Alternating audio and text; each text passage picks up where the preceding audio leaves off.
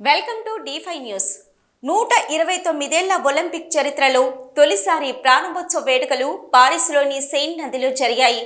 ప్రపంచంలోని 206 దేశాల నుంచి 10,500 మంది అథ్లెట్లు ఈ వేడుకల్లో పాల్గొన్నారు. 6 కిలోమీటర్ల వరకు బోటుపై పరేడ్ చేశారు. భారత్ నుంచి 16 క్రీడాంశాల్లో 117 మంది క్రీడాకారులు పోటీలకు సిద్ధంగా ఉన్నారు. ఈసారి 3 ఏళ్ల క్రితం నుంచి భారత ప్రభుత్వం ఒలింపిక్ సన్నాహక శిబిరం ఏర్పాటు చేసింది. సుమారు 500 కోట్ల రూపాయలు శిక్షణ కోసం ఖర్చు చేసింది. మరి ఆ ఫలితాలు ఎలా ఉంటుంది, ఆ వివరాలు ఏమిటో తెలియజేసే D5 న్యూస్ ప్రత్యేక కథనం మీకు.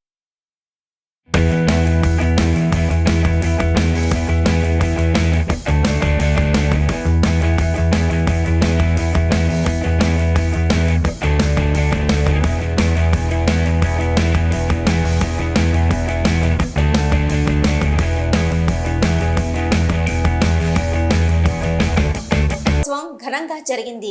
ఇంతవరకు మన 5 పథకాలు మాత్రమే సాధించింది. వీరిలో 2 మాత్రమే స్వర్ణ పథకాలు సాధించారు. వారెవరంటే 2008 ఈవెంట్లలో ఎంతవరకు రాణిస్తారో వేచి చూడాలని అంటున్నారు.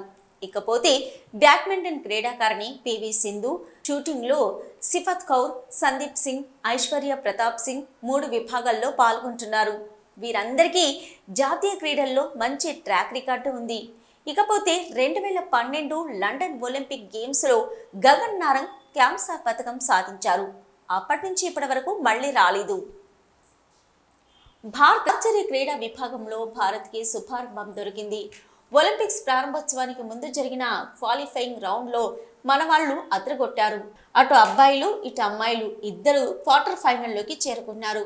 అబ్బాయిల్లో అయితే విజయవాడకు చెందిన ఆర్చర్ బొమ్మదేవర ధీరజ్ భారత్ తరపున ఒలింపిక్స్ లో పాల్గొంటున్నారు. అన్నింటికన్నా మించి మన తెలుగువాడైన విజయవాడ ఆర్చర్ 22 ఏళ్ల బొమ్మదేవర ధీరజ్ ముందడుగు వేయడం, భారత్ తరపున పాల్గొనడంతో నెట్టింట తన పేరు మారుమోగుతుంది.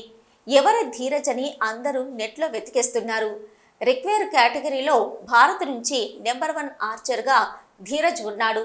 గత ఏడాదిలో మొత్తం 10 అంతర్జాతీయ పథకాలు సాధించాడు. అంతేకాదు, ఆసియా క్రీడల్లో ఇంకా ఈ ఏడాది షాంఘై ప్రపంచ కప్లో రిక్వర్ పురుషుల జట్టు స్వర్ణం సాధించింది. ఇంతవరకు తను 8 ప్రపంచ కప్ పథకాలు సాధించాడు. అన్నింటికీ మించి ఒలింపిక్స్లో తొలిసారి ఆర్చరీలో భారత్ పాల్గొంటుంది. ప్రస్తుతం తనపై భారీ అంచనాలు ఉన్నాయి. ఏదేమైనా విశ్వ క్రీడల్లో మన వాళ్ళు స్వర్ణ పథక విజేతలు కావాలని, మిగిలిన దేశాలతో సమానంగా పోటీ పడాలని ప్రధాని మోదీ ఆధ్వర్యంలోని భారతీయ జనతా పార్టీ కోరుకుంటుంది. ఎందుకంటే అటు సైన్స్ పరంగా చంద్రయాన్-3 విజయవంతమైంది. ఆర్థికంగా కూడా భారత్ చాలా వేగంగా ఎదుగుతుంది. ఇప్పుడు క్రీడల్లో కూడా మన ముద్ర చూపించాలనే భావన సర్వత్రా వ్యక్తమవుతుంది. అందుకే మన వాళ్ళకి మనం కూడా ఆల్ ది బెస్ట్ చెప్దాం.